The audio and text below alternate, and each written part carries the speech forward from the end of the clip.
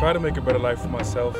Here in Rochester, there's not too much to do, you know, a lot of trouble to find. You know, I didn't want to find that, and I wasn't mature enough for college. I'll say that. I didn't think that college was right for me at the time, and I just didn't want to stay at home and do nothing.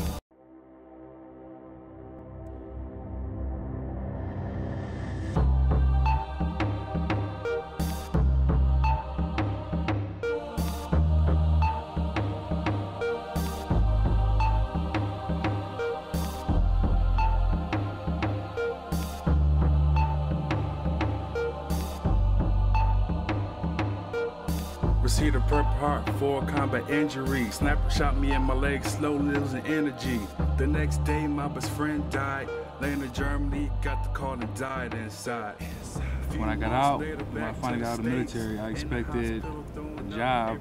You know, I expected to come home and, you know, be accepted with open arms, you know, my family and my friends. I was 19 when I went to Iraq. At the time, it was the quickest way out of the house. As a cavalry scout, we usually go ahead of everybody else. First ones in, first one to come into contact, first ones to try to engage the enemy if we can. We knew what was expected. You know, we trained up hard for it. I still remember the day. It was June 17th, and I was at a college, and we were pulling security, and there was a tension in the air. You know, it felt like something was gonna happen, and all you could do was hope it didn't happen to you. I heard this loud crack, and it was me getting shot, and I fell to the ground, and I woke up on my back, and I had 2 holes in my leg. And, you know, I thought, I can't go home like this. They cut my pant leg open, and I looked down, and I just seen blood just gushing out, gushing out, gushing out. I didn't panic, but I thought, someone needs to do something real quick. You know, I may not make it home to my family.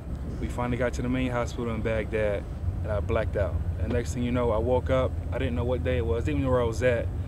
And I had 4 rods sticking out of my left leg. It happened so quick, and it was such a shock, you know, just to be 20 years old, and you know, I thought I should have been in the street somewhere playing basketball or football or something like that, but I was a casualty of a war. The extent of my injuries, I lay there, and all I could do was, you know, look at my legs and just hope that they'll be able to keep both of them. At the time, every day for about a week, I heard another reason why I'm supposed to be dead, another reason why I shouldn't have my leg. You know, nobody, it seems like at the time, you know, nobody had a reason for me to be alive.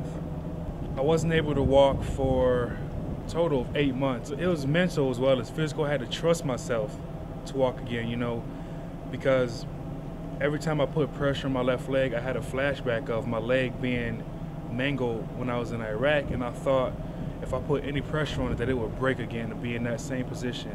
And the physical therapist, they kept telling me, you know, you have a titanium rod in your leg, you know, it's not gonna break, you know, but it was so hard mentally just to be able to put pressure on it. I was probably well past the point where I could put pressure on it before I actually did.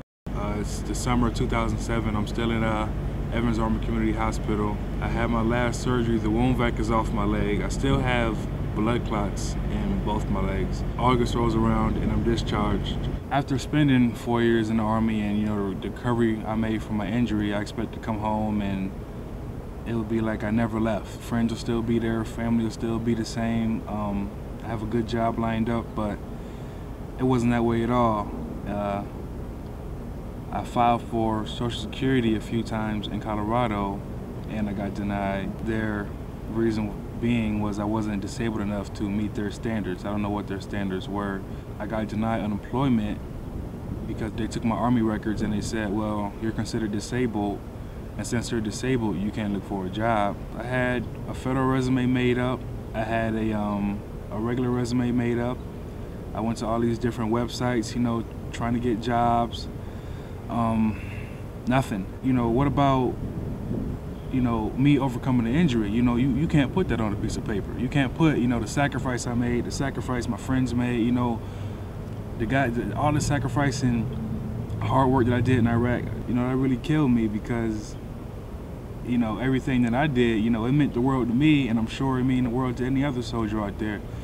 And came back and just didn't get anything at all, you know, from the same, you know, country that I fought to protect. I felt betrayed. I felt used. It ain't another way to say it. I felt used up. Like, I got shot and I made this big recovery, and you know, I got back in the civilian world and they just turned their back on me, and